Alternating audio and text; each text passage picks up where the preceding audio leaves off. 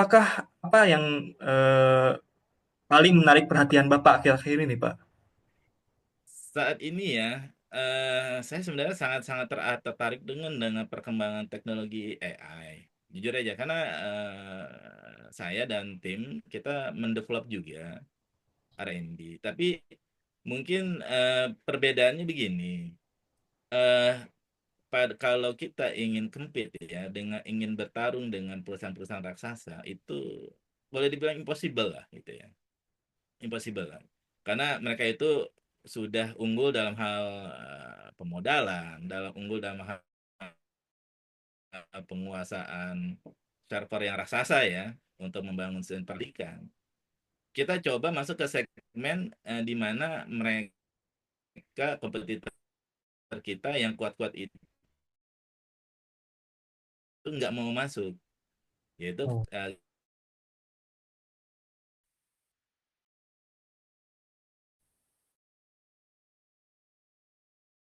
nya adalah mana yang kita deliver teknologi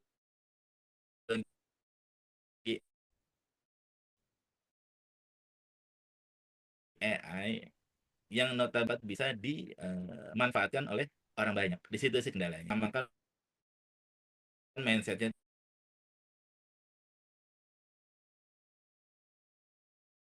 AI itu entity makhluk hidup lah, atau entity makhluk hidup buatannya. Eh, Kalau kita yang udah benar-benar praktisi di dalamnya ya, bagi kami ya AI itu hanya sekedar kalkulator.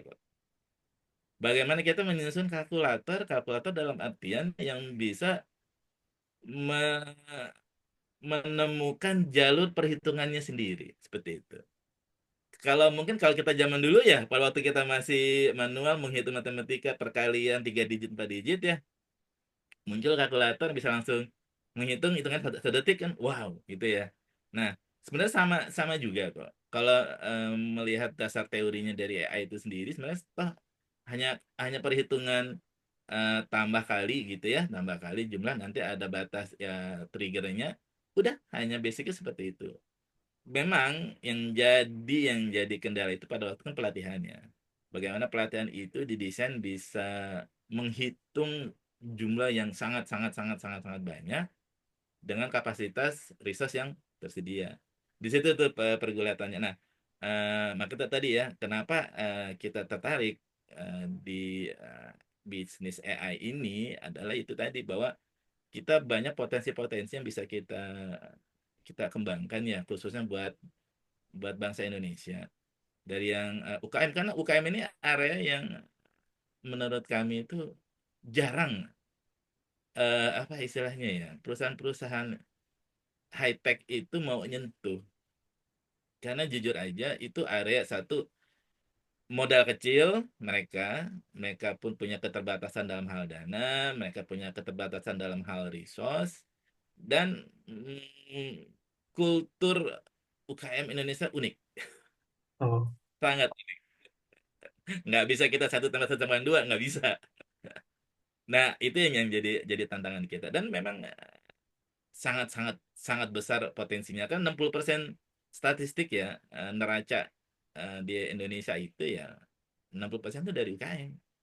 Ini pangsa pasar, tapi mereka itu tidak, dalam artian mungkin ya UKM itu yang menggunakan sistem ya mungkin hanya 10 atau 15%, mungkin itu pangsa pasar kita ini sebagai orang yang bergerak di dunia IT untuk memajukan itu loh. Itu sih. oke, oke, Pak. Jadi istilahnya kita menerapkan AI yang mungkin low cost tapi ke UMKM gitu ya, Pak? Iya, betul. Oke, Betul baik. sekali.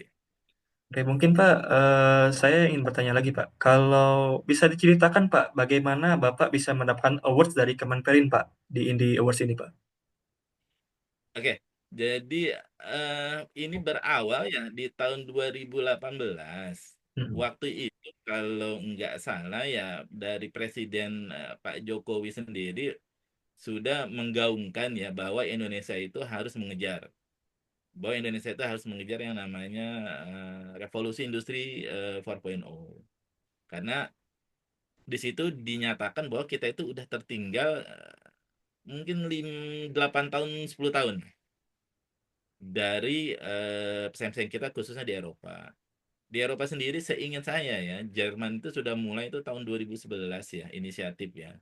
Industri 4.0 dan Indonesia itu masih ngeraba-raba jujur aja di 2018 pun juga masih ngeraba-raba semua entity itu masih ngeraba-raba makanya untuk pemerintah itu istilahnya ya memancing ya khususnya pihak swasta mereka memberikan insentif-insentif dideklarasikan insentif apabila Anda telah mendapatkan apa istilahnya scoring Indi 4.0 sekian nanti ada scoring yang diaudit nah akan mendapatkan insentif khususnya insentif pajak nah ini menggiurkan bagi manajemen. Nah, di tahun 2019 dibuatlah inisiatif bahwa perusahaan kami waktu itu mulai membangun infrastruktur dalam artian bukan infrastruktur ya, ekosistem 4.0 dengan target untuk mendapatkan itu tadi sertifikasi yang diakui oleh pemerintah.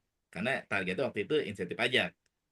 Nah, berawal dari situ disusunlah tim-tim khusus. Jadi mulai lintas departemen ya. Jadi mindset itu nggak hanya kita orang IT, nggak hanya orang engineering, jadi sebenarnya lintas departemen sampai ke user, ekosistem. Jadi dibangun adalah ekosistem itu mulai disusun. Jadi mulai pertama perusahaan membangun komitmen level dalam artian mereka mengeluarkan surat resmi ditandatangani oleh owner bahwa tujuannya seperti ini, target seperti ini, dan terus sampai mengakar ke IT. Nah, kebenaran di IT saya yang ditunjuk untuk memimpin tim khusus untuk implementasi 4.0 waktu itu. Nah, itu di tahun sekitar 2019. Nah, mungkin rekan-rekan ya, mungkin membayangkan, wah, kan background elektro gampang ya, udah bisa ya. Nah, justru di situ challenge-nya di industri. Kenapa? Karena kalau industri itu kan multidimensi ya. Pertama, eh, background dari manusianya sendiri variasi ya. Tim saya sendiri nol background di dalam teknologi 4.0 IoT, nggak ada background sama sekali. Hanya saya aja yang karena saya kebenaran background saya adalah teknik elektro, kebenaran ya. Tapi selain dari itu anak-anak buah saya, tim saya itu nggak ada yang menguasai, nol, semua nggak ada. Jadi benar-benar itu waktu itu ngeraba ya. Case awal ya waktu itu mungkin sedikit menerawang dulu ya. Jadi gimana caranya ada satu mesin besar ya, mesinnya itu sekitar mungkin 30 meter atau tinggi 6 meter ya. Jadi kayak mesin mesin cetak untuk plastik raksasa gitu, speed 500 meter per menit ya, tetet gitu ya. Owner itu ingin bisa lihat speednya dari rumah atau dari dia di mana aja. Itu basicnya tuh. Mungkin kalau anak rekan-rekan yang sekarang di IoT ya, wah gampang Pak, ini sekarang mah Pak tinggal pakai ini, pakai sensor ini, nanti tinggal di push gitu ya. Tapi di zaman waktu itu, tahun 2019, dengan background tim yang minim, blank sama sekali. Kita bingung sama sekali. Nah, itu awal awal perkenalan kita dengan dunia IoT, dengan target ya, industri 4.0. Mungkin yang agak-agak lucu, nah mungkin dari rekan-rekan di sini kebayang nggak bagaimana kita dalam waktu 2 minggu kita background nol, nol knowledge, kita harus bisa deliver status speed mesin ke owner yang ada di mana aja. Kita benar-benar nggak tahu. Nah, kita caranya gimana? Itu kita sambil boleh dibilang korek-korek ya dalam artian ya. Jadi kita menggunakan teknologi apa? Kita nggak menggunakan teknologi IoT, enggak. Kita menggunakan teknologi CCTV. Oh, Kita menggunakan teknologi CCTV. Jadi gimana caranya? Mesin ada hmm, outputnya ya. Jadi kalau nggak salah itu speed mesin itu korelasi linear dengan voltase output. Nanti hmm, dari voltase output itu dimasukkan ke perangkat ya. Saya lupa waktu itu kalau nggak salah brandnya itu Autonic ya. Nah, Autonic itu nanti outputnya itu langsung keluar berupa nilai ya, yang bisa di-adjust ya. Nanti ada kalibrasi speed berapa di fisik, nanti di alat itu berapa. Nah, dari alat ini didorong ke arah TV. TV yang ukurannya sekitar 40 inci. Nah, TV inilah yang disorot oleh CCTV, dan CCTV ini yang bisa kita dorong lewat TCP/IP kemanapun owner itu berada. Itu tanda kutip akal-akalan. Akal-akalan kita membangun infrastruktur 4.0 ya. Itu awal awal awal sekali. Nah, efektif ya, karena kita bisa deliver cepat 2 minggu, kita udah bisa langsung dapatkan gitu ya, dapatkan. Tapi ini kalau misalkan dibilang reliable, enggak. Kenapa? Karena data itu hanya data visual ya, data visual. Sementara ke beberapa waktu, mungkin itu kalau nggak salah 2 minggu 1 bulan ya, itu sudah oke, mulai dituntut lagi, ada tuntutan baru. Kita butuh data untuk analisis. Pusing lagi tuh kepala tuh. Jadi siklusnya seperti itu. Untuk satu mesin, awalnya visual, udah oke, data keluar udah oke, analisis. Nah, akhir yang bikin itu bener-bener sakit kepala itu adalah bagaimana kita bisa ngedeliver data itu dengan akurasi 99%. Itu hampir kita waktu itu implementasi ya, sekitar 1,5 tahun itu gagal. Kita nggak pernah chip. Kita waktu itu implementasi itu dapat hanya 93%, 94%. Karena ada 6% data loss. Nah, ini yang jadi, jujur aja saya beberapa kali sampai dipanggil ya sama direktur gitu ya, bahwa data kita jadinya tuh nggak bisa dipakai, data dari IoT yang kita bangun. Jadi dari tadinya awal hanya satu mesin, berkembang lagi terus, berkembang sampai tuh total tuh 120 mesin ya. Itu baru baru mesin. Sementara di mesin itu ada beberapa variabel sensor banyak. Jadi dalam 1 menit itu data ngalirnya udah luar biasa banyak sekali. Dan banyak kondisi di mana istilahnya apa tuh, data itu data yang hilang dengan berbagai macam situasi, mulai dari power loss, mulai dari istilahnya apa, data lognya file ada yang korup, dan macam-macam semuanya itu. Dan output akhirnya data kita hanya akurasi 93-94%. Ini di challenge. Kenapa? Karena report manajemen yang ditoleransi itu adalah 5%. Kita error rate-nya 7%. Jadi otomatis data kita nggak bisa dipakai. Gitu. Nah, ini terakhir kita kita coba, kita kita kita gali ya. Nah, mungkin yang perlu di-share ke teman-teman ya, bahwa terkadang kalau kita itu kan suka ada ego ya, ego bahwa sistem kita udah oke kok, sistem kita udah nggak masalah kok, ini mah harusnya bisa bisa ditoleransi lah misalkan gitu ya. Nah, di di tahun kalau saya nggak salah itu 2002 awal ya, 2022 awal itu semua data saya kumpulkan ya waktu itu, dan kita ngelihat ya ini apa sih yang salah gitu ya. Karena kita kita kita ngerasa kita udah implementasi loh di sisi apa tuh, di sisi lapangan ya, sesuai gitu ya. Data udah bisa diambil, entah yang nanti data dari Modbus kita ambil gitu ya, atau data dari log file kita ambil, atau data dari server misalkan mesin-mesin yang skala raksasa buatan Jerman gitu ya. Mereka punya satu server sendiri gitu, satu server controller. Dan ini nggak bisa kita ambil gitu. Dan kita minta, saya bayar deh, tolong Anda keluarkan API-nya ke kita gitu. Mereka nggak mau ngasih juga. Dan itu digantung berbulan-bulan sampai setahunan. Dan gimana cara kita harus ambil. Nah, itu PR-nya di situ. Nah, di tahun 2022 awal itu dia, nah itu titik-titik baliknya itu adalah ya, saya mulai akuin, oh ternyata saya tuh yang salah ya. Dalam artian mindset saya ke yang namanya industri 4.0 itu saya salah. Di situ titik baliknya. Banyak, mungkin Mas Reksa nih nanti kalau ada Hmm. kesempatan wawancara dengan beberapa praktisi ya di manufaktur ya untuk implementasi 4.0, banyak kesulitannya, banyak ruwetnya. Jadi kenapa ruwetnya itu, salah satu faktor adalah mesin itu, mesin maker ya, itu ngunci teknologi mereka. Itu pasti dikunci karena itu duitnya mereka nggak akan mau ngerilis apapun itu yang bisa jadi kita jadi kompetitor mereka atau kompetitor mereka itu dia dapat benefit gitu ya, mereka sasaran. Jadi akhirnya apa, bikin sistem itu pulau-pulau mas, Oh, pulau-pulau. Jadi A, kita bikin untuk apa namanya, data, untuk narik data ya dari mesin A ke hmm. mesin A, mesin B, karena beda mesin ya. Di saya itu ada mesin Jerman, mesin Itali, lalu ada mesin dari Jepang, Mitsubishi misalkan gitu ya. Ini tiga tiga tipe mesin ini filosofinya itu aja udah beda gitu dalam hal Ya. mereka mengeluarkan katalog. Matilah kita.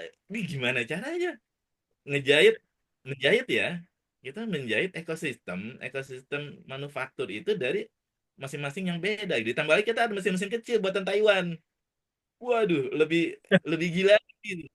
Nah ini, yang akhirnya jadi sekian banyak pulau. Jadi kita punya data pun jatuhnya data itu ya masing-masing gitu loh. Pada waktu, nah yang PR tergede itu pada waktu kita terakhir bikin report, deng gitu ya. Direktur utama ambil data gitu ya, report. Itu mas, itu 2 menit itu report kagak muncul datanya. Karena server tuh kalkulasi terus. Kita bikin query SQL gitu ya, itu muter terus tuh 1 menit. Wah udah dah, ngamuk udah. Nah, berkaca dari situ, kita lihat lagi apa yang salah ya, nah, di situ ya. Nah, di hasil evaluasi itu adalah, oh ya, saya salah karena saya apa istilahnya, interpretasikan 4.0 itu dari yang saya baca, lalu saya ambil kesimpulan sendiri. Itu kesalahan saya di situ. Oke, saya baca ulang lagi. Yang waktu itu acuan saya itu acuan standar 4.0, standar 4.0 Indonesia. Saya lupa nama istilahnya, saya lupa nama istilahnya itu ya, standar 4.0 Indonesia. Saya berawal dari situ ya, standarisasi kita bagaimana data itu harusnya, data apa yang harus dikeluarkan, seperti apa filosofinya begitu ya. Nah, saya baca, saya pusing, saya geser. Kita waktu itu akhirnya apa? Saya pribadi waktu itu saya kembali lagi ambil inisiatif teknologi dasar revolusi 4.0 itu kan dari Jerman ya. Kok Jerman bisa sih dapetin namanya akurasi itu 99% gitu ya. Saya baca lagi spesifikasi dari Jerman.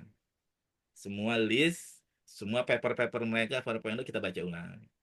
Disitulah ada satu titik, oh iya, pantes lah. Mungkin Mas Reksa ya dan rekan-rekan yang lain ya, boleh baca semua paper-paper mereka ya. Semua paper informasi related dengan 4.0 ya. Mereka sangat terbuka berbagai hal, teknologi dan informasi dari riset-riset mereka, mereka share. Mereka share. Tapi saya yakin ada satu informasi krusial yang nggak akan mereka share. Disitulah titik baliknya. Dan disitulah titik di mana core-core teknologi saat ini dari perusahaan-perusahaan high-tech besar itu mereka tuh bisa jalan dengan efektif dan cepat. Ini yang nggak akan pernah dibuka dan nggak akan pernah bisa. Di situ saya maka pas kita lihat, kita baca, oh ini, loh kok ini kok kagak ada penjelasannya ya. Jadi pas pada waktu kita lihat dari spesifikasi, dari paper-paper mereka ya mas ya, dari yang paper-paper dasar tuh basic knowledge banget tentang 4.0. Dari yang inisiator 4.0 pertama itu yang orang Jerman, saya lupa namanya itu, bahwa sebenarnya filosofi sederhana loh, awalnya lah, basicnya loh 4.0 itu mungkin yang mungkin dari rekan-rekan ya, rekan-rekan bisnis yang manufaktur pun bermindset itu adalah, oh 4.0 gampang kok mas, kenapa kalian ribet gitu, ada mesin, sensor, dapat data, dorong. Iya basicnya begitu benar, tapi jangan lupa yang kita hadapin itu kan ekosistem ya. Mungkin mindsetnya itu di situ adalah bahwa jangan menggunakan mindset satu mesin, jangan. Justru kita harus harus menggunakan mindset itu adalah mindset ekosistem besar dari manusia. Basicnya tiga, basicnya tiga. Kalau kita udah menghadapi namanya skala industri besar ya, jadi pertama faktor manusia. Yang kedua, faktor proses SOP. Mungkin kaget ya. Loh, ngaruh ya, Pak? Iya, ngaruh. Karena proses ini akan related dengan apa yang terakhir? Teknologi. Jadi, dari di grup Patriot ini kan IoT ya. Rata-rata bermainkan IoT ya. Nah, yang perlu diperhatikan itu adalah IoT itu masih boleh bilang satu batu bata dari penyokong environment industri 4.0. Nah, di situ yang nanti akhirnya mulai kita kembangkan, Mas Reksa, bahwa oke, mungkin dari teman-teman kalau kalau membangun sistem IT ya, boleh saya coba bertanya sedikit nih. Apa yang menjadi inti dari sistem IT yang ada di bayangan rekan-rekan semua nih? Kalau kita bangun sistem IT ya, titik tengahnya apa sih? Contoh deh misalkan apa yang rata-rata SAP misalkan gitu ya, atau ERP, bukan SAP, maaf, ERP. Titik tengahnya apa sih? Titik tengah yang istilahnya pinpoint, kalau kalau di kita orang apa tuh? Kita ada namanya a single point of failure gitu ya. Ini hancur, eh sistem tuh collapse. Kebayang nggak? Nah, kalau kayak ERP pasti kalau orang yang sering main coding, developer pasti selalu jawabnya sistem kita yang tengah itu adalah Pak database, Pak. Database server. Ini mati bubar semuanya, Pak. Nah, sama seperti saya juga gitu. Pada waktu saya ngerancang sistem yang untuk 4.0 ini, mindset saya itu saya bawa di mindset developer bahwa tengah itu adalah database gitu ya. Bangun database, beli Mas. Mas Teresa nggak main-main waktu itu investnya. Beli database 1 M. 1 M. Itu baru hardware toh. Hampir 1 M tuh hardware merek Dell kalau nggak salah tuh seri seri 5 sorry seri 950 lah. Mungkin teman-teman nanti bisa tanya seri 950 berapa tahun segitu ya. Hardware dan license SQL Server itu total sampai 1 M ya waktu itu. Itu hanya database doang. Bangun tuh khusus untuk IoT data. Data logger masuk situ semua. Ber-MM lah istilahnya gitu ya. Tapi pertanyaannya hasilnya sama tuh 93% doang, 94. Report dikejar nggak dapet, dia lama 1 menit 2 menit. Nah, yang tadi yang saya bilang, kita nemuin satu titik bahwa adalah mindset utama itu salah saya. Yaitu apa? Bukan dari database ternyata pas saya evaluasi. Jadi apa Mas? Nah, mungkin kalau di teman IT ini yang perlu jadi concern adalah titik pinpoint utama membangun sistem ya raksasa industri 4.0 termasuk IoT di dalamnya itu adalah real time messaging server. That's key pointnya. Real time messaging server apa sih? Macam-macam ya. Basicnya mungkin teman-teman kagak kagak sadar sudah pakai sehari-hari apa MQTT itu basicnya. MQTT. Nanti naik level apa yang real time yang broker, yang message broker itu. Saya lupa Kafka ya kalau yang sekarang ya. Ya, nanti ada lagi. Nah, di poin itu yang mungkin Mas Reksa atau Mas Padi yang lain juga ya, silakan coba dibuka. Hampir tidak ada paper-paper penjelasan yang detail untuk membangun industri 4.0 related dengan messaging, real time messaging. Di situ Mas, itu saya butuh waktu 6 bulan ngerubah infrastruktur semua yang udah saya bangun. Bener. Itu kita ubah total. Mindsetnya itu adalah tidak sentralisasi di SQL Server. SQL Server itu hanya jadi part sekian. Tapi titik poin utama kita adalah kita ngebangun sistem real time messaging yang terdistribusi. Buat ini mati, server satu mati, masih survive. Server satu mati, masih survive. Data dari mesin, dari perangkat-perangkat sensor IoT, masuk itu tetap ngalir. Tetap ngalir. Dan itu yang kita jaga. Nah, Alhamdulillah pada waktu kita migrasi itu total semua, itu 6 bulan. Kita butuh waktu 6 bulan. Alhamdulillah ya, data 99% masuk. Data 99%. Dan kita udah berani nulis itu sebagai standar kita di ISO. Itu udah berani bahwa data istilahnya apa ya, uptime-nya ya. Kita bisa data delivery-nya itu kita 99% dan itu kita udah berani garansi pun sampai ke manajemen. Di situ Mas. Nah, dengan berhasilnya kita ngedeliver data, manajemen confident dong. Kita kemudian masuk apa ke ini ke inisiasi di Indi 4.0 yang oleh kementerian. Nah, disitulah eh, diuji kita tuh Mas. Ya, Mas Reksa, Mas Fadi, kita tuh diuji. Waktu itu kita diuji oleh tim tim panelis ya, tim panelis dari apa namanya dari kementerian, lalu dari pihak pendidikan ya, istilahnya biasa profesor-profesor datang tuh, yang ahli-ahli mesin, ahli-ahli yang industri 4.0 tuh mereka datang, lalu dari praktisi bisnis juga datang. Jadi panelisnya macam-macam apa istilahnya, macam-macam lini dari sudut pandang pemerintah, sudut pandang yang pendidikan ya dari kampus-kampus, sudut pandang bisnis mereka datang, dan terakhir dari sisi auditor ya. Mereka kaget Mas, mereka kaget sama kita karena kita nggak pakai brand-brand besar, enggak. Kita mereka Hmm. mereka mindsetnya dulu itu adalah orang gini, saya udah implementasi 4.0 kok gitu. Dengan cara apa? Mereka tinggal beli aja, belilah mereka apa Schneider misalkan gitu ya. Iya. Schneider, ada kan Schneider 4.0, gampang. Oh, terus dengan itu mereka langsung declare, saya udah 4.0. Iya. Satu hal, mereka benar udah implementasi, tapi itu jadi pulau baru, Mas. Pulau baru. Hmm. Pulau baru Schneider, misal. Maaf nih, bukan mendiskreditkan Schneider ya. Tapi realita itu adalah, di saat Anda pakai vendor-vendor besar, akan terbentuklah pulau-pulau dari vendor itu sendiri, gitu loh. Karena mereka menyulitkan kita untuk apa? Integrasiin. Nah, di kita, karena kita dari basic nol, kita bangun ya dari protokol dasar, Modbus, ada mesin misalkan. Bisa bayangin loh Mas, kita ada mesin umur 30 tahun. Umur 30 tahun. Itu dari tahun 95 itu mesin. Masih hidup. Mesin besar itu 12 meter tingginya tuh. Itu nggak ada data konektor Mas. Oh, Nggak ada. manual semua Pak It- itu. Nggak ada. Itu kita dituntut.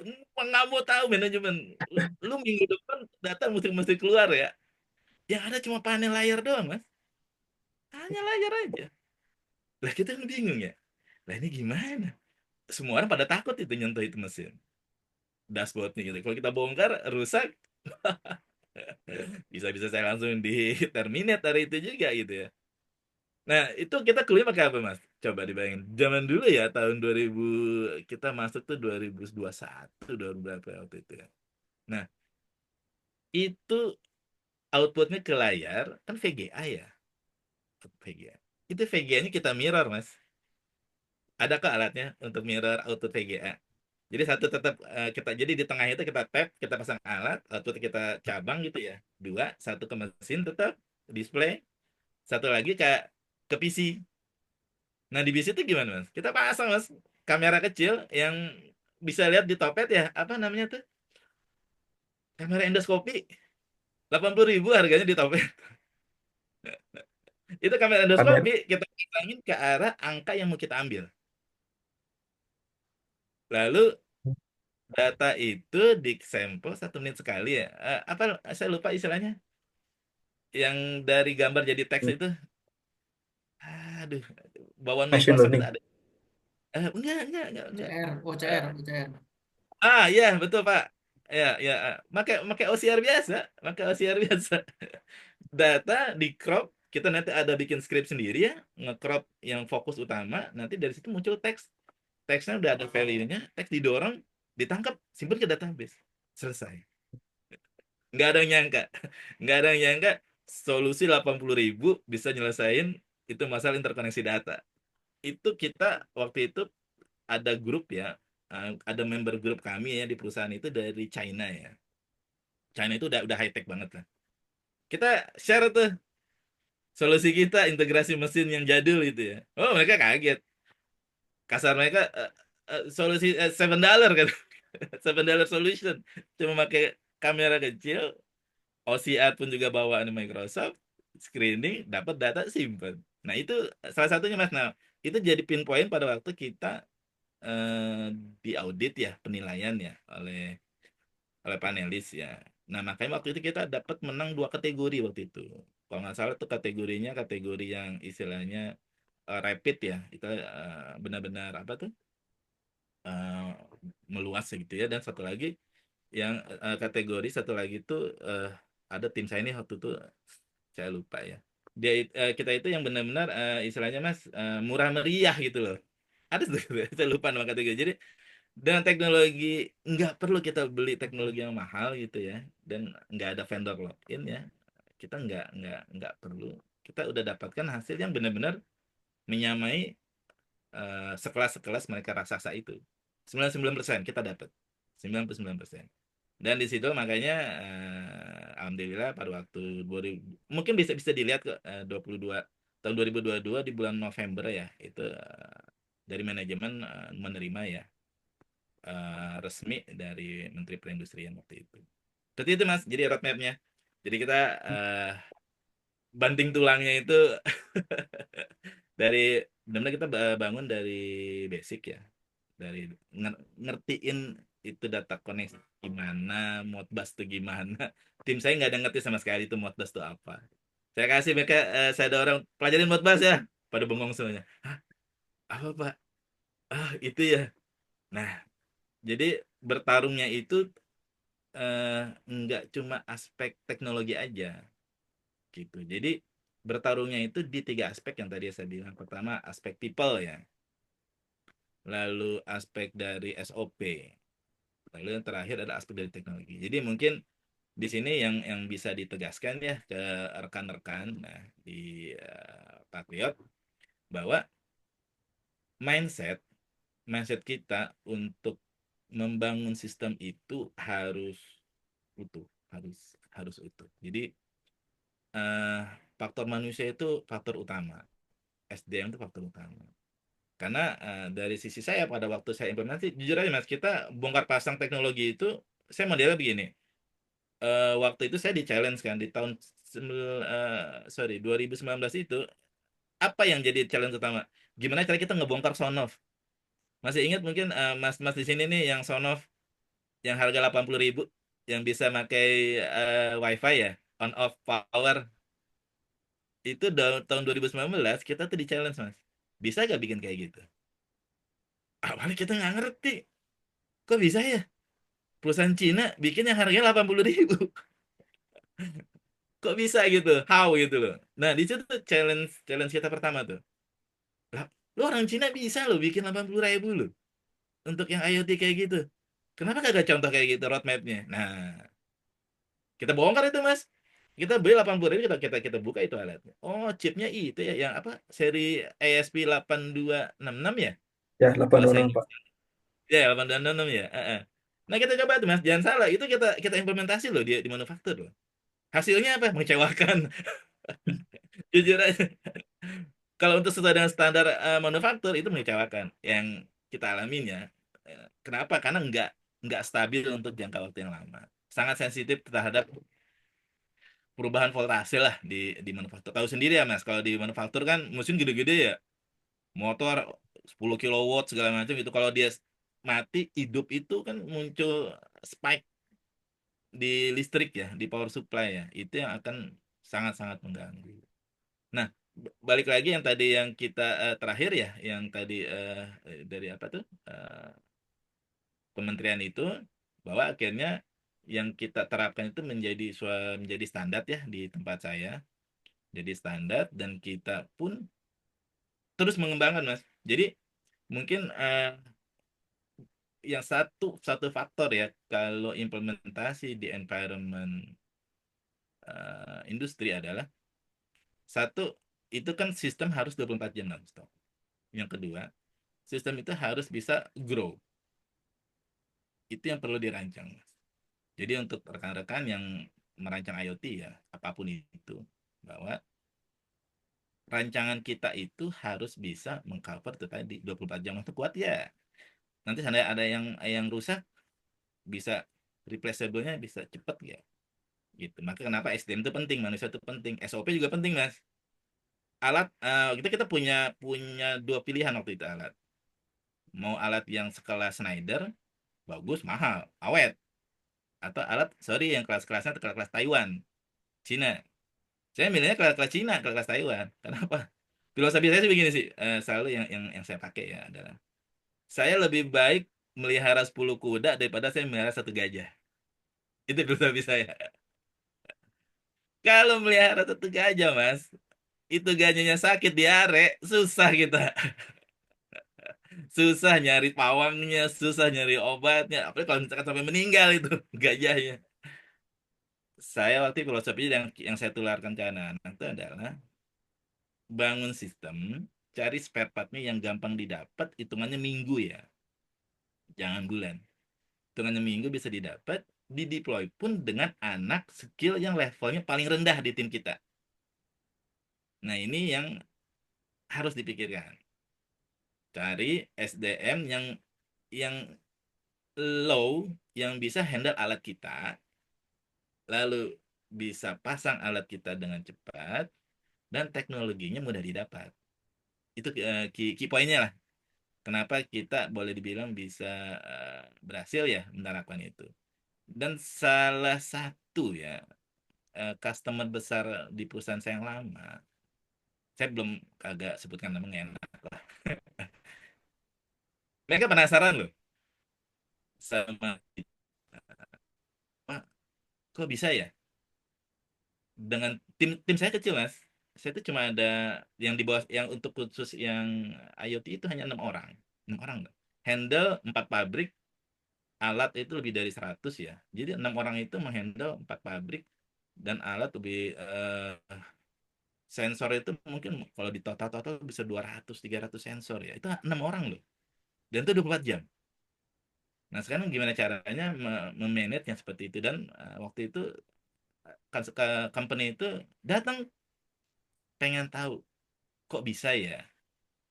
Karena mereka punya 80 orang IT, ada yang permanen, ada yang 80 orang loh dengan budget sekian puluh M. Mereka gagal. Gagal ngejahit teknologi-teknologi yang tadi. Karena pulau-pulau susah dijahitnya. Manajemen kan hanya mau tahunya kan data akhir kan. Ya. Nah, data akhir ini yang mereka tuh gagal. Mereka penasaran kok bisa sih Pak dalam waktu 2 tahun, waktu pendek ya kita udah sekian tahun masih masih berjuang gitu dibilangnya. Ya kita share gitu. Jadi dah key pointnya di situ sih, nah, Mas Reksa. Jadi latar belakangnya adalah sejarahnya ya. Karena yang pertama ngejar insentif tuh basicnya tuh. Manajemen ngejar ngejar insentif. Dari insentif itu turun dana, lalu mulai dikejar value-value-nya ya. Apa yang mau diambil, apa yang diambil. Nah, setelah itu udah dapat muncul value-nya, naik lagi. Oh kok cuma 93%? Gimana nih? Nggak bisa kepake datanya. Kita kejar itu data sudah dapat 99%. Itu 1,5 tahun kita baru dapat. Nah setelah itu baru, alhamdulillah, setelah data 99% dapat, kita bisa show ya dari end to end mas. Kita bikin dari data mesinnya sampai ke dashboard, semua itu bikinan kita sendiri dan berhasil. Dan itu teknologi, pakai teknologi gratis kok. Saya pakai Node-RED. Saya pakai Node-RED mas. Jangan salah. Node-RED itu udah battle proof ya di saya ya. Kita saya pakai Node-RED loh, ujung ke ujung, jangan salah. Tinggal bagaimana cara mengoptimalkan titik-titik yang bisa memaksimalkan sistem tersebut. Node-RED kan gratis kan, open source kan ya. Ya, open source, Pak. Iya. Sebenarnya gini sih Mas. Kalau saya mengambil teknologi bukan masalah dia open source-nya sih, bukan. Open source itu bonus. Tapi pertama adalah yang mendukung teknologi itu siapa. Mungkin rekan-rekan sini udah tahu lah. Node itu kan background awalnya kan dari IBM ya. Ya. Kalau saya nggak salah, ahli-ahli IBM itu. Lalu Node.js-nya sendiri kan background-nya kan yang supportnya kan si Google ya. Jadi kasarnya sebenarnya teknologi kita dikawal oleh dua raksasa tadi. Makanya saya pede, saya bisa ambil itu teknologi. Meskipun dia open source. Ada orang yang anti open source loh. Udah, gengsi dia. Bilangnya begini, make buat manufaktur gratisan kayak nggak mampu aja, ya, misalkan kayak gitu ya. Beli, kita butuh support. Salah. Kalau saya justru Ya, community itu support paling reliable ya, kalau saya ya, saya pribadi ya. Kenapa? Saya bisa lihat kok troubleshoot mereka di awal di yang itu ya di community masalahnya di mana, nggak stabilnya di mana. Oh ya gitu kita hindarin kayak gitu. Di situ Mas. Jadi alhamdulillah terakhir deliver package sistem ya. Yang kita bangun tuh bukan cuma IoT A, IoT B, IoT C enggak. Ekosistem dari orang, SOP, ke teknologi kita deliver, dievaluasi dan bisa berhasil. Itu sih Mas, mungkin sekilas panjangnya. Ya, sangat jelas sih, Pak. Maksudnya berarti Ya, berarti yang terpenting itu sebenarnya dari bukan database tetapi real time messaging servernya, Pak. Jadi kalau Bapak itu ketika mengimplementasikan itu tuh berarti semisal di setiap plan itu ada beberapa mesin. Nah, berarti setiap plan itu ada satu server real time-nya gitu, Pak, messaging gitu. Jadi nggak satu real time messaging server, tapi ada beberapa server gitu yang nah diimplementasikan. kalau di saya, eh, kita untuk yang messaging service-nya saya ambil ambil policy-nya adalah kita centralize, Mas. Saya Centralized. pakai MQTT biasa kok. Yang apa? EMQ ya? Ada Yang ya Hive juga ada Hive, ya, saya nggak Mosquito, pakai yang Hive, saya pakai yang MQ ya, MQX ya. oh ya, Saya pakai ada itu. MX. Saya karena server di kami ya dari 4 pabrik itu data center hanya satu, jadi kita taruh di data center, Mas. Jadi MQTT-nya, MQTT server itu kita taruh di data center. Nah, yang tadi ya, kan pertama yang tadi saya bilang, Mas, pinpoint pertama itu kan messaging service ya. Messaging service itu yang paling krusial dari semua teknologi. Gini, kenapa sih saya tahu ini krusial teknologi dan nggak pernah dibuka? Mas pernah dengar mungkin waktu rame-rame 2 tahun lalu 3 tahun metaverse ya, Ya, metaverse ya. Tapi sekarang kan udah mulai nguap kan metaverse ya, udah ya mulai sudah hilang tidak aja. Nah, nah, metaverse itu Mas, kalau mungkin dicari paper-papernya ya, paper ilmiahnya ya, saya dapat paper ilmiahnya bagaimana menyusun loh, membangun metaverse dari nol ya. Sama tuh, ada satu pinpoint yang dihilangkan gitu loh bagi saya ya. Krusial itu dihilangkan. Kenapa? Itu tadi Mas. Metaverse itu kunci utamanya itu justru adalah di messaging service. Real time messaging service. Anda hancur di sini, maaf kata, busit bisa bisa ngebangun metaverse yang seperti kelasnya apa ya Facebook punya ya. Nah, nggak akan mungkin. Dan itu nggak pernah dibuka secara detail protokolnya bagaimana, format datanya gimana. Itu dikunci tuh, Mas. Ya, gimana ya mungkin ya. Mungkin trik dagang juga kali ya. Tapi kalau saya baca di paper-paper ilmiahnya, itu nggak ada tuh. Nggak ada. Sama pada waktu kita industri 4.0. Makanya di momen ini yang bisa saya share itu adalah eh coba dari sisi teknologi Mas ya, ambil istilahnya apa ya, yang akar dasar dari implementasi teknologi tersebut.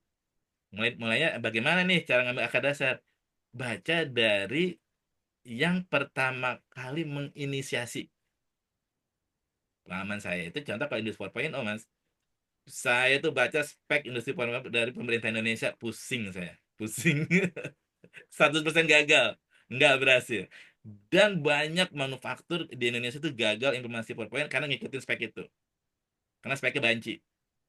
Nah, lalu gimana kalau itu berhasil? Kembali lagi ke dasar. 4.0 itu inisiatifnya dari Jerman kok. Di Jerman mereka karakternya straightforward kok. Simple. Industri 4.0 basicnya mereka cuma dua, Mas. Produk, proses. Gabungin, jadi namanya digital twin. Udah. Nah, karakter apa yang bisa orang mendeklarasi, oke, weh, saya udah 4.0 loh. Nah, yang orang Indonesia rata-rata adalah, saya sudah beli produk 4.0, maka saya udah berani bilang saya implementasi 4.0. Kalau dari sisi saya ya, simpel aja. Ditanyakan ke manufakturnya, Bapak sudah deliver yang namanya digital twinnya di mana? Udah ada belum digital twinnya, Pak? Udah kebayang belum digital twinnya seperti apa? Kalau belum kebayang, ya belum beranilah itu bilang sudah implementasi yang namanya Industri 4.0. Mungkin rekan-rekan di sini eh, ada ini kali ya, apa sih itu digital twin ya? Anggaplah kalau digital twin itu seperti ini, Mas. Semua wujud proses dan produk sudah ada didigitalkan di online. Jadi kasarnya itu kayak mesin ya, mesin prosesnya udah kelihatan di online. Lalu statusnya kelihatan di online. Kode produknya, status produknya. Mungkin teman-teman nge-challenge ya, Pak, nggak, emang apaan digital twin, Pak? Kan udah ada SCADA, Pak. Ya kan ini Mas ya? SCADA kan sama tuh.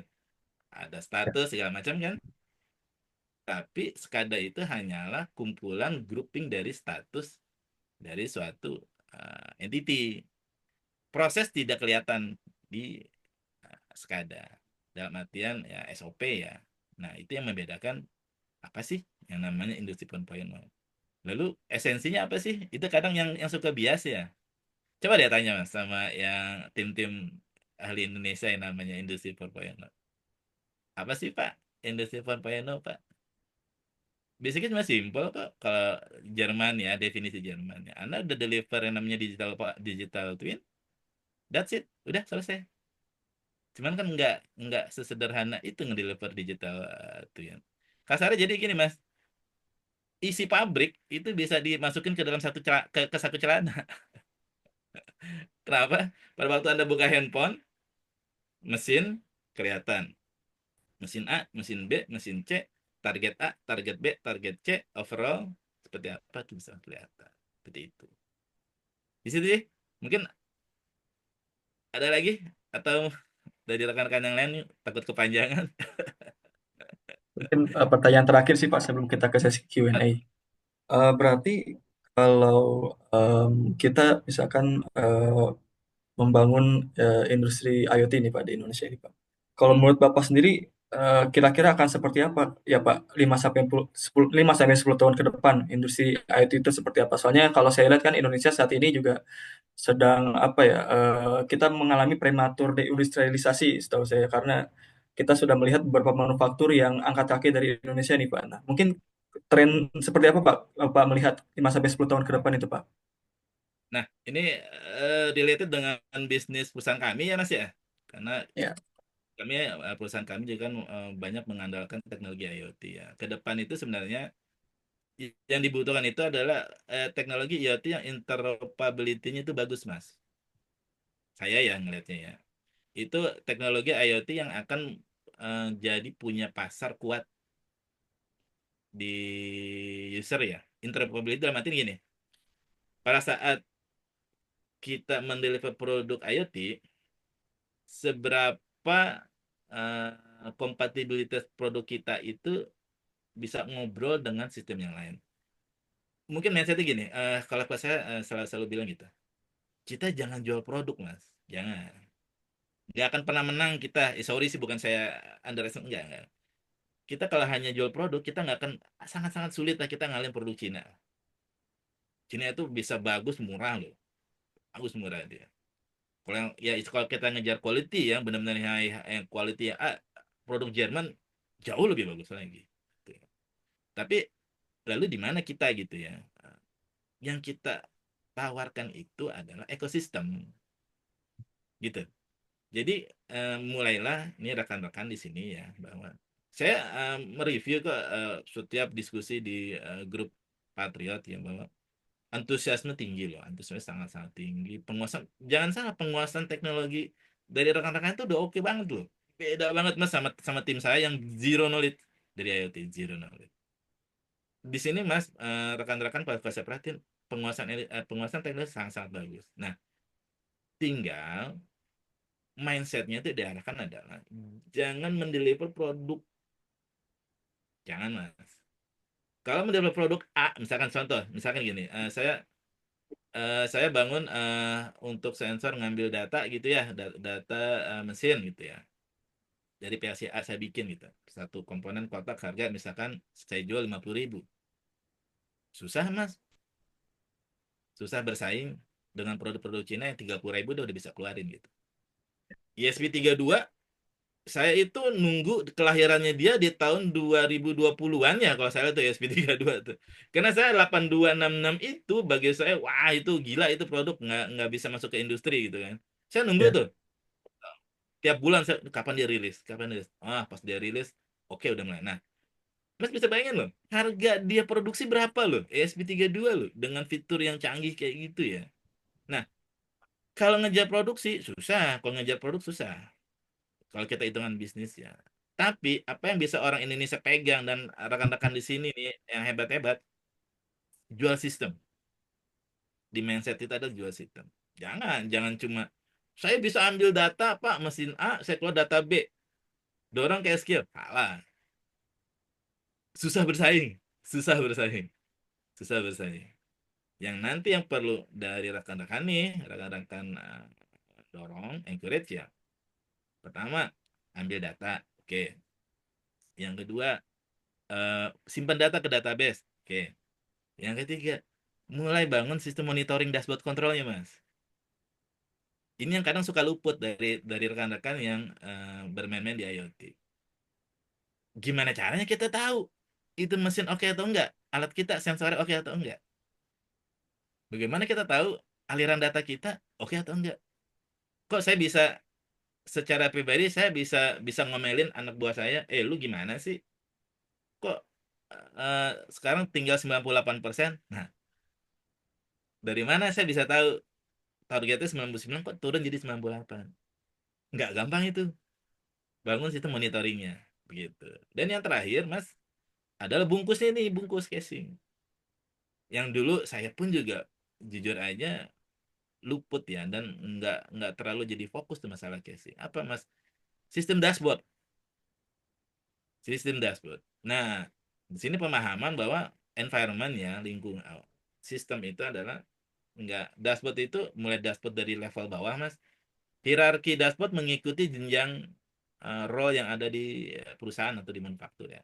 Di saya ada 7 step ya. Grade 1 itu yang operator mesin, 2, 3 itu the group leader, 4 supervisor, 5 asmen, 6 manager, 7 GM, 8 itu udah direktur. Nah, masing-masing itu dibangun tuh Mas sistem dashboardnya Mas. Jadi beda dong sistem dashboard yang untuk operator dengan sistem dashboard untuk direktur kan lain ya. Nah, jadi ini hal-hal ini yang harus di apa istilahnya ya, digodok ya.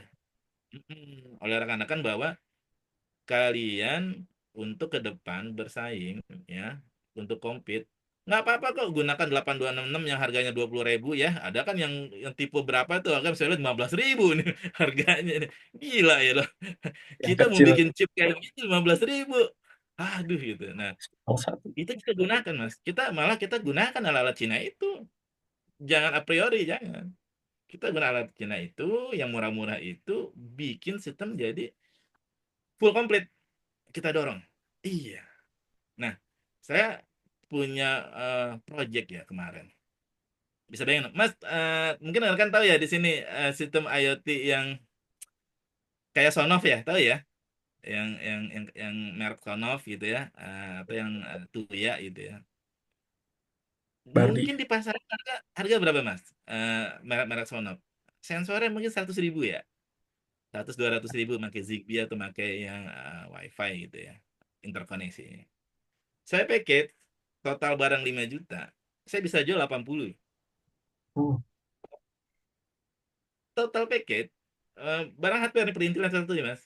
A, B, C, D segala macam. Di total itu mungkin 5 juta 10 juta. Nggak nyampe 10. 7 juta mungkin. Tapi saya bisa jual 80 juta. Kenapa? Karena di poin sistem deliver namanya informasi, dashboard itu custom kita. Hardware, hardware itu kita beli yang pacak yang eceran aja.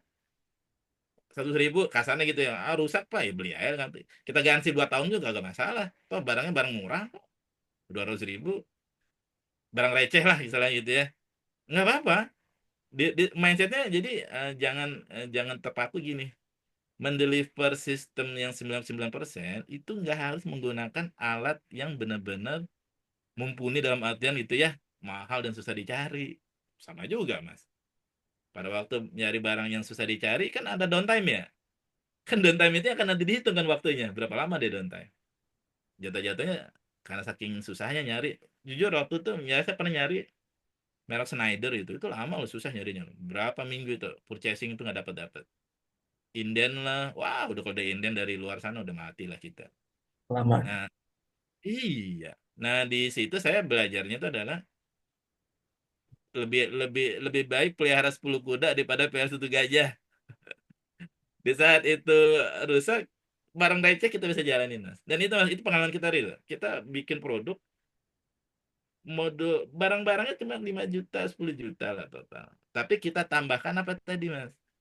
Kita bikin dashboard sistem yang bagus. Kita bikin sistem kontrolnya yang bagus. Kelihatan visualisasinya cakep.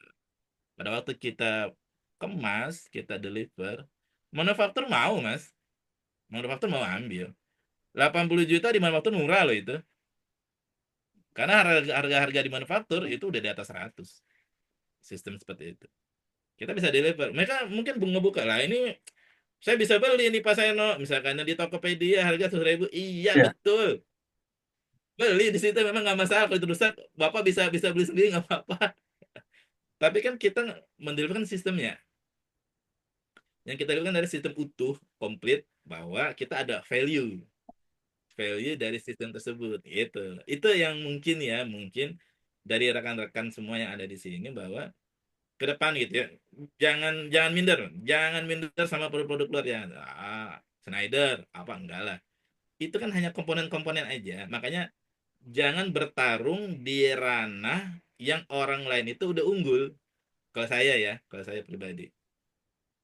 Misalnya gini kalian nggak akan mungkin lah bikin produk IoT bertarung sama Schneider yang udah puluhan tahun gitu loh atau yang produk ngelawan dengan yang apa mas yang namanya produsen ISP itu saya lupa namanya ya kita nggak mungkin kita bertarung sama mereka karena mereka udah nguasain medan tempurnya ya justru yang kita dorong itu ya kita jual sistemnya lah kita pakai sistem yang murah meriah dalam artian ya tapi kita bisa kasih servis kita kasih garansi servis yang bisa 24 jam nonstop kita garansi gitu mas barang rusak pak kirim ke kita kita replace nggak perlu aneh-aneh lagi kita kirim seperti itu aja sistem yang kita dorong nah mungkin di sini rekan-rekan nih dicoba mindsetnya produk sudah bisa dikuasain tapi mulai dikembangkan untuk membangun satu sistem yang utuh gitu itu mungkin yang bisa saya sharing mas.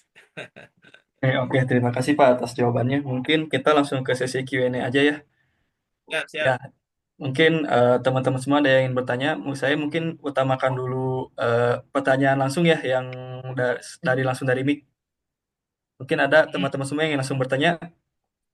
Mungkin sekalian bisa open cam juga, biar kita silakan. bisa lihat mukanya gimana ya, wajahnya seperti apa gitu. Ya, silakan teman-teman, langsung raise hand aja kalau ada yang ingin bertanya. Ya Oke, Mas Hari, silakan. silakan Mas Asari.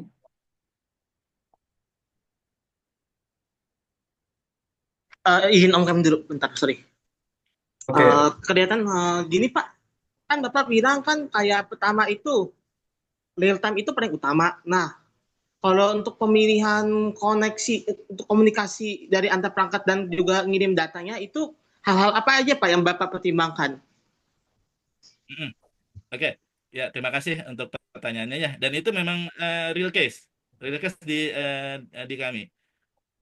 Eh, Pada waktu kita dapat, oke, kita akan ngejar real time messaging ya. Nah, lalu berikutnya jadi PR itu adalah pipa kan, pipa komunikasi. Nah, pipa komunikasi waktu itu kita nyoba beberapa item ya. Apakah kita menggunakan WiFi, kasarnya gitu ya. Apakah kita menggunakan cabling, lalu kita coba ya komparasi datanya gitu ya. Dan kita dapat kesimpulan gitu ya bahwa untuk dapat hasil dari reliable yang stabil ya, kita menggunakan kabel waktu itu.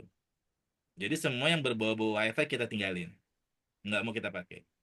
Nah mulai lagi PR lagi dalam arti ya kabel network itu kan punya limitasi. Mungkin rekan-rekan udah paham ya untuk yang di network ya. kabel yang Cat 6 itu kan maksimum itu 100 meter. 100 meter panjang kabelnya ya dari switch ya. Dan saya pribadi saya nggak pernah pakai limit 100. Saya pakai limit 80 meter ke anak-anak. Jangan pernah pasang di atas 80 meter ya. Pasang tuh 80, 90 pun kalau udah kepepet gitu ya. Nah, itu pun juga pada waktu kita pemasang kabel kita pakai yang standarisasi yang high grade. Cabling mungkin rekan-rekan tahu yang terbaik. Nah, mungkin nih dari Mas Asari, merek apa cabling yang terbaik yang pernah Mas Ari dengar? Cabling Cat 6. Wah, kalau secara cabling saya jujur belum pernah, Pak. Soalnya masih itu kecil-kecilan sih. Siap, siap. Nah, di situ dari cabling ya. Tadi kan WiFi atau cabling ya. Nah, pertama lalu saya pilih cabling. Karena banyak rasio kegagalan kalau menggunakan WiFi, menggunakan wireless ya. Apapun itu teknologi wireless pasti nggak akan pernah dapat 99%. Susah ngedapetinnya, susah banget. Banyak gangguannya. Nah, saya pakai teknologi kabelnya. Kabel pun juga macam-macam. Mulai dari kabel yang TCP/IP, yang Cat 6, atau mungkin nanti mulai lagi kabel yang RS485 ya. Nah, ini pemilihan ini tergantung situasi. Dalam artian areanya itu area yang pendek-pendek ya. Pendek saya pakai yang Cat 6. Tapi udah mulai yang jauh-jauh, medan magnetnya banyak, ya gitu, mesin-mesin segala macam. Mulai kita tembusin tuh pakai RS485 gitu ya. Tapi kan RS485 kan punya keterbatasan juga gitu dan terkait speed ya, berapa banyak jumlah data yang bisa didorong. Nah, kalau dia mulai aneh-aneh lagi, butuh butuh jauh, lalu apa? Butuh jauh dan butuh bandwidth besar. Saya pakai yang lewat kabel listrik, Mas. Pernah dengar? Transmisi data lewat kabel listrik. Power line teknologi. Apa? PLC apa ya? Ya? PLC ya? Power line connection ya? Iya, Iya, power line. power line connector ya, yang dia numpang Betul. sama ini ya, numpang sama Udah banyak. listrik ya. Betul. Udah banyak di pasaran. Udah banyak di pasaran. TP-Link saya beli 600.000 kalau nggak salah. Ada merek Tenda juga sekitar itu nggak jauh-jauh kok. Speed tinggi loh, lumayan loh. Bisa tembus 200 Mbps dan jarak 300 meter. Jadi kalau untuk pemilihan komunikasi data, untuk dapetin yang 99% cabling. Kalau saya pilihnya cabling. Saya menghindari wireless gitu ya. Wireless itu kalau udah nggak ada alternatif lain, padahal pakai itu. Kalau misalkan lebih mau butuh panjang lagi, saya pakai FO. Nah, FO pun kan cuman biaya mahal ya, FO tuh. Ada yang FO yang istilahnya ya tahu sendirilah untuk splicingnya aja butuh biaya besar gitu ya. Lalu, nah kita ukur-ukur lagi nih sebenarnya throughputnya berapa sih gitu. Seberapa jauh? Kalau FO kan bisa 400 meter, 600 gitu ya, tergantung jenis apa namanya tuh yang lasernya ya di FO-nya itu. Di situ sih Mas Ansari kalau terkait data koneksinya ya. Jadi saya pilihnya cabling, lalu pemilihan protokolnya pun saya sesuaikan tergantung panjangnya berapa, kalau butuh panjang. Coba dulu RS485 aman nggak? Kalau nanti aman, alhamdulillah. Tapi kalau dia butuh yang lebih stabil lagi gitu ya, jangan pakai yang copper, pakai yang udah memakai FO gitu ya. Kalau yang FO kan mm, jacket seal segala macam dia kuat ya. Jadi mau tembus di area-area medan magnet, suhu yang panas apapun juga aman lah dibanding yang basisnya tembaga. Copper. Gitu, Mas Ansari. Oke, Pak. Terus satu lagi, Pak. Kalau boleh nanya, maaf nih ya, kalau nanya agak banyak, Pak.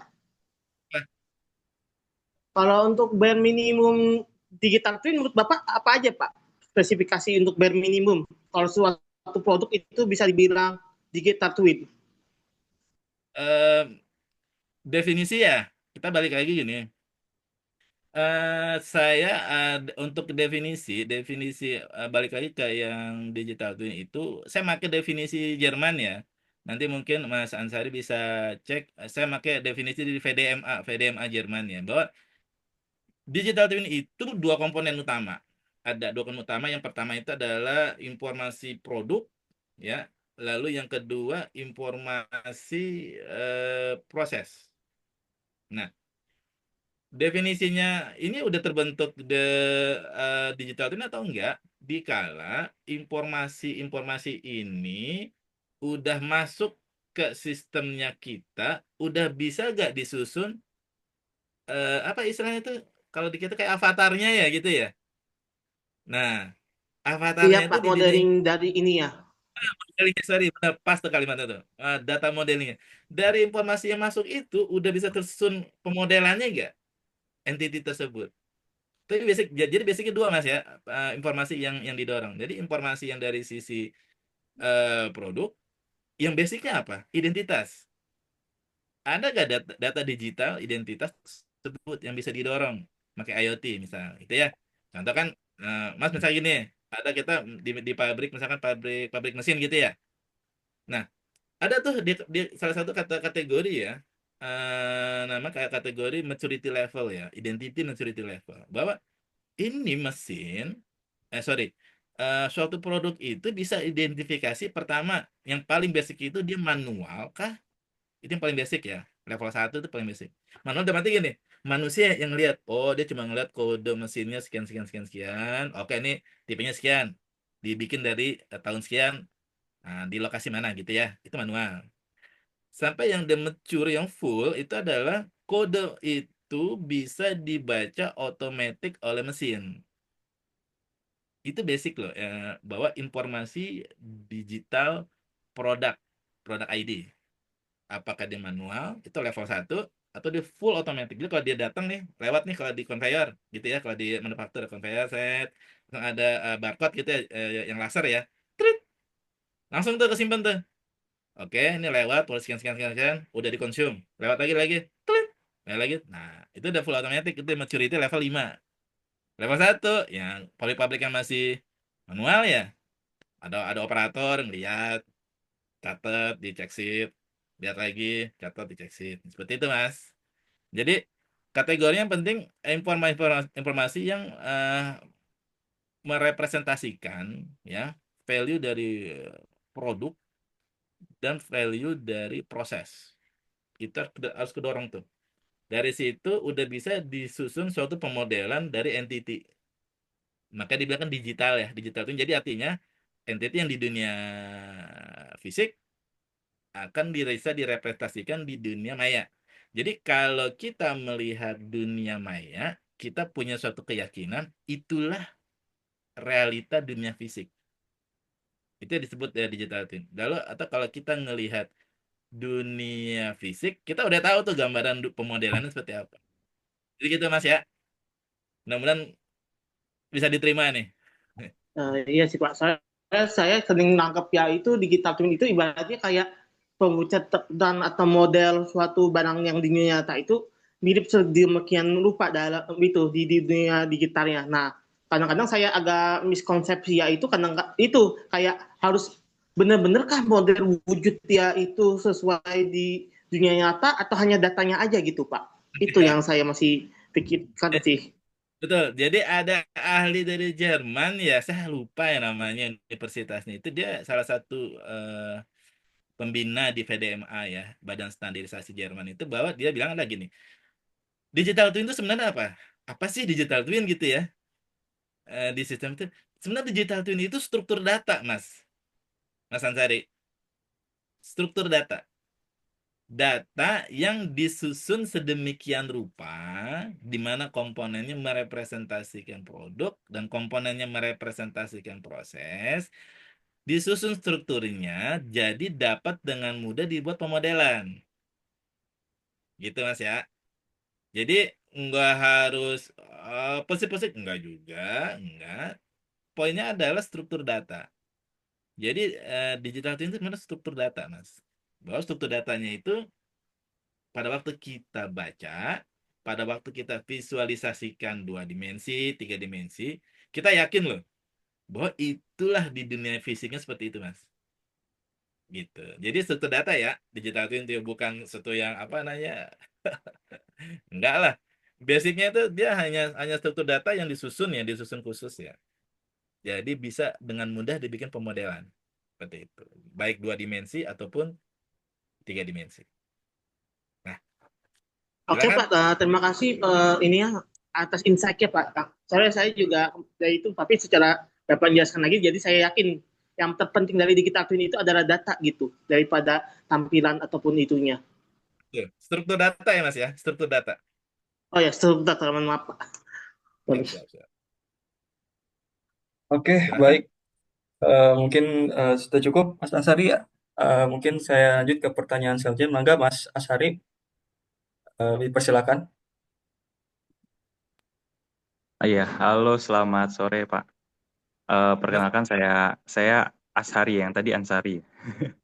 Iya, Ya. jadi pertanyaan Pak saya, Syari Pak. ya, Ya, sama-sama pertanyaan Ashari. saya eh terkait dengan tadi kan mengimplementasi MQTT broker ya dengan metode centralized di server. Nah, Ya.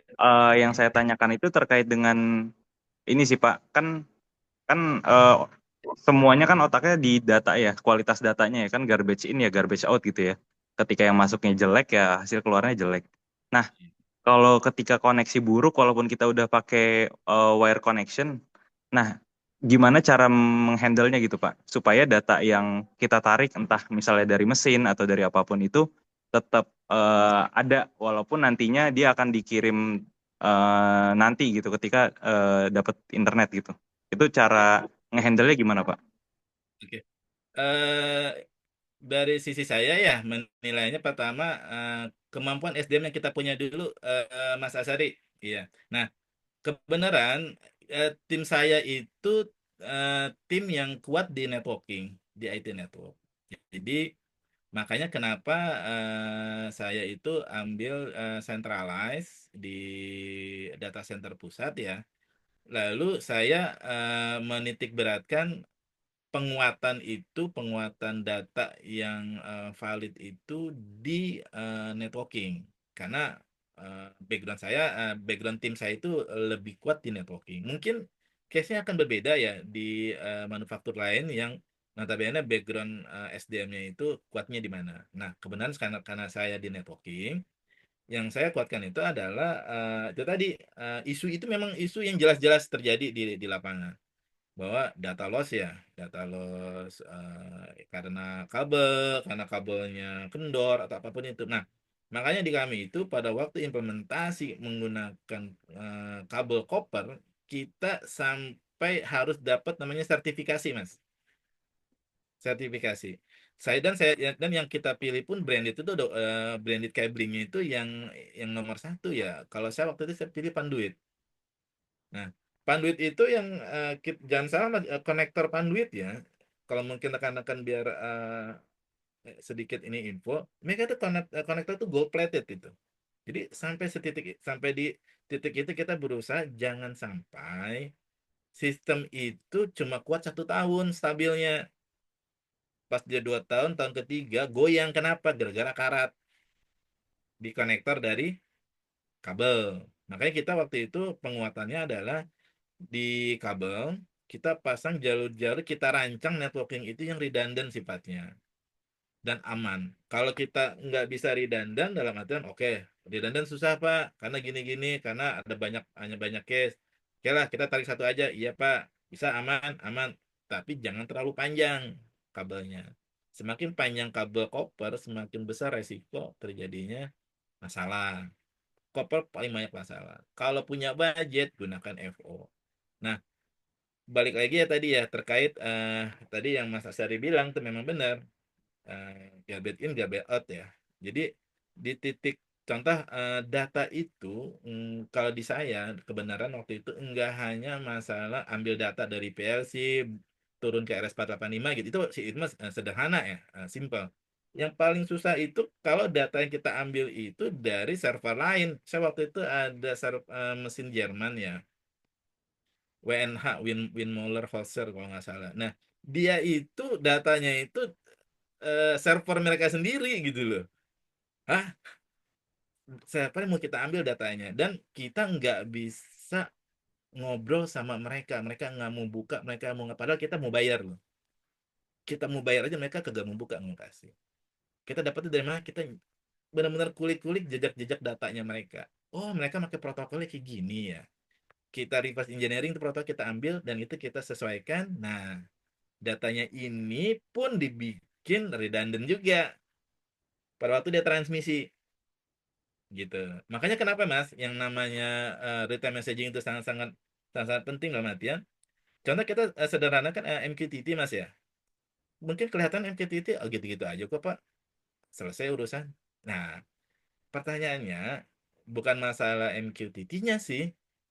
Jadi pada waktu perangkat itu dikoneksikan ke MQTT, ini mungkin yang krusial faktor itu gini, kalian harus mulai bisa menstrukturisasi pengkodean itu namanya topik. Topik ya. Jadi di saya ya, itu topik pun dibikin standarisasi khusus. Jadi yang pertama pabrik, yang kedua departemen, yang ketiga area, yang keempat udah mulai nyusup ke misalkan mesin satu, mesin dua, seperti itu. Hierarki hierarki penamaan topik. Jadi kalau misalkan saya mau ngelihat data di pabrik Cikarang, udah saya dari topik Cikarang saya ambil aja, saya intip aja tuh yang topik Cikarang, nanti semua data keambil semua tuh, dan itu bisa kita mirror datanya. Jadi makanya tadi yang awal yang saya bilang ya, untuk menjaga, untuk dapetin target 99% itu hampir 2 tahun, 1,5 tahun lah kita mencoba cara A, cara B, cara ini. Nah, terakhir itu yang kita dapatkan hasil terbukti gitu bahwa pipa kita bagusin, pipa data ya. Kalau pada waktu kita menggunakan pipa datanya networking, berarti relasi relasi yang uptime data itu udah linear dengan relasi uptime dari perangkat networking. Jadi perangkat networking kita kuatin tuh. Power supply-nya kita kuatkan. Kalau tiba-tiba mati listrik di situ, kita harus pasang UPS yang kelasnya berapa lama ya bisa tahan ya. Seperti itu. Lalu kalau datanya sering-sering bermasalah gitu ya, area-areanya sering banyak gangguan, kita pasang sistem redundant. Kalau ternyata redundant itu kemahalan, kita pakai kabel satu, boleh, tapi kabelnya jangan panjang-panjang. Tapi kalau ternyata bermasalah juga area-area di manufaktur kan banyak mesin-mesin besar ya, koper itu pasti isu deh. Hilangkan hilangkan penggunaan koper tembaga, pakai menggunakan FO seperti itu. Jadi seperti itu Mas Asari. Jadi eh, pipa ujung ke ujung itu yang harus dijaga kualitasnya. Untuk yang kabel Cat 6 kita sampai sertifikasi sertifikasi panduit itu memang mahal, tapi sertifikasinya itu berlaku 25 tahun, dijaga kualitasnya 25 tahun, memang mahal. Satu tarikan data ya, waktu di manufaktur itu saya budgetin 3,5 juta itu satu kabel loh. Satu tarikan kabel itu 3,5 juta, mahal. Iya, saya dipanggil waktu itu, tarik kabel kok mahal amat gini. Oh, kita ini kan orang infrastruktur ya Mas ya, orang infrastruktur itu mindsetnya itu nggak boleh mindsetnya 1 tahun. Nah, orang IoT itu mindsetnya itu nggak boleh 1 tahun 2 tahun, nggak. Pakailah mindset standar saya itu adalah lima tahun. Perangkat kita bisa survive 5 tahun. 5 tahun nggak goyang, 5 tahun stabil. Seandainya pun rusak, mudah replacementnya. Datanya pun juga pipanya juga mudah. Seandainya ada rusak, gampang replacementnya juga. Seperti itu Mas Asari. Iya Pak, terima kasih Pak. Itu apa bagus banget insight-nya. Jadi pengalaman baru buat kita yang belum pernah nemuin hal itu. Mungkin karena pengalaman Pak Susen yang udah lama juga, jadi kita bisa dapetin hal itu. Saya dapat kesimpulannya berarti sebenarnya hal-hal tersebut nggak bisa dihilangkan, tapi posibilitas untuk kegagalannya bisa kita kurangi dengan hal-hal seperti itu ya Pak ya. Betul, betul Ayo, oke, banget. Betul. oke, oke, oke, oke, oke. Terima kasih Pak atas insight-nya Pak. Siap. Ya. Oke, terima kasih atas pertanyaan dan jawabannya. Mungkin karena kita tutup sesi Q&A karena mungkin waktunya sudah tak lagi kita buka puasa ya. Mungkin selanjutnya kita sesi foto ya. Mungkin teman-teman semua yang bisa buka cam silakan buka cam. Yang mungkin berhalangan nggak apa-apa, yang masih di jalan. Tetap mangga yang bisa buka cam silakan buka cam dulu. Kita foto bersama.